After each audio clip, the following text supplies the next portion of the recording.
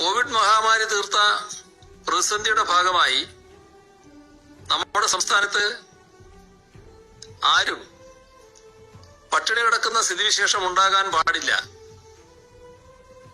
എന്ന നിലപാട് നേരത്തെ സർക്കാർ എടുത്തിരുന്നു. അതിന്റെ ഭാഗമായി സൗജന്യ ക്രിസ്മസ് കിറ്റുകളുടെ വിതരണം നാളെ ഡിസംബർ 3-ാം തീയതി മുതൽ ആരംഭിക്കും.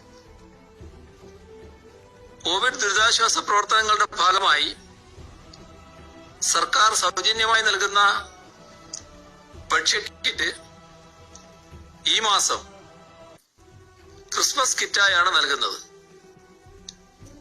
കടല, പഞ്ചസാര, നുറുക്ക് ഗോതമ്പ്, വെളിച്ചെണ്ണ, മുളകുപൊടി, ചെറുപയർ, തുവരപ്പരിപ്പ്, തേയില, ഉഴുന്ന് ഇതെല്ലാം ഒരു തുണിസഞ്ചിയിലാക്കി നൽകുന്ന രീതിയാണ് ക്രിസ്മസ് കിറ്റിൽ സ്വീകരിക്കുന്നത്.